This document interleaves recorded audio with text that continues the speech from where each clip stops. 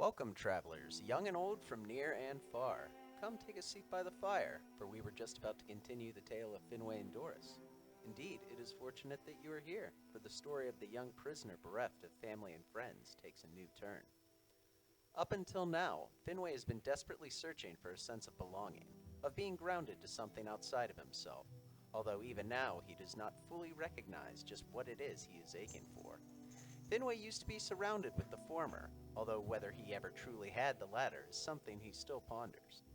As the bastard child of the son of the future clan matriarch, he was ignored and even shunned by many of the Endoris clan.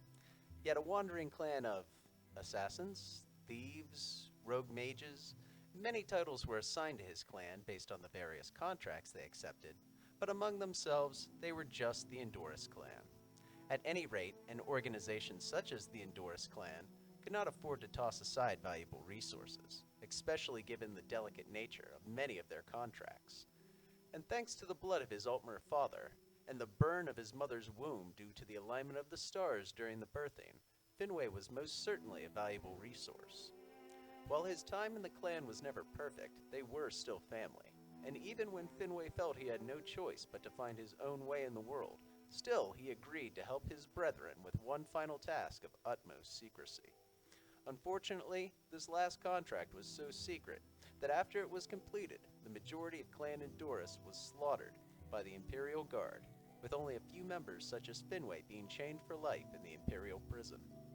There, Finwë thought he would surely die, contemplating that with no family and no connection to the outside world, no remaining legacy, he was effectively dead already. Perhaps the Emperor saw in this broken son of a broken clan a tool that could be easily molded to his purposes. Perhaps there really was some higher mystery at play. But regardless of the reason, Finwë unexpectedly found himself on a boat to the ancestral homeland of his clan, from which they were self-exiled 2 ages of the world ago. Finwë was turned loose in Vardenfell, province of Morrowind, with the only orders, issued by the Emperor himself, to find a man called Caius, and that the Emperor would be watching. While Finwë never forgot this veiled threat, the thrill of learning more about the home his family had lost consumed Finwë's mind and soul, perhaps as the Emperor had planned. Soon, Finwë found himself inducted into the Order of the Blades, the intelligence agency of the Emperor. In this role, he was to begin gathering information on recent disturbing developments on Vardenfell, centered on the emergence of shadowy cults on the island. Drawing upon his Endoris clan training, Finwë began establishing contracts of his own in the province, making close connections to the various imperial guilds. However, his decision to join the temple was driven by something more, and this decision would come to shape the path he walked on Vardenfell. For the temple gave Finwë a sense of being connected to something larger than himself, of being tied to a past and a sprawling present and an assured future that he had always longed for. For his brethren, it seemed like the clan filled this need for them, but being so often shunned, Finwë's soul often went hungry. Now the temple filled his soul, and Finwë began to look at his situation in Vardenfell differently. This came to a turning point when Finwë's past teachings of Clan Endoris conflicted with the canons of his temple. As a Clan Endoris member, Finwë would never break a contract, yet in the process of stealing a book for the Imperial Thieves Guild, Finwë slew a member of the noble Great House Redoran. While for Clan Endoris this would just be another component of the job, the fire of the temple in Finwë's soul burned him with shame for his actions. Wandering the wastes after the killing, Finwë's eyes beheld the great ghost fence, and in that moment understood the sacrifices of the temple and House Redoran, and how they had made them to keep the people of Vardenfell safe. Overcome with shame and the nobility of such sacrifice, Finwë pledged himself anew to his ancient homeland, and did swear himself to House Redoran. This fire would carry Finwë far on his travels in the next few months. He joyously undertook the pilgrimage set to him by the Master of the High Fane and Lord Vivek's own holy city, and served the poor and needy in the name of the temple. As the closest ally to the temple in the province, this often resulted in the helping of the Redoran people as well.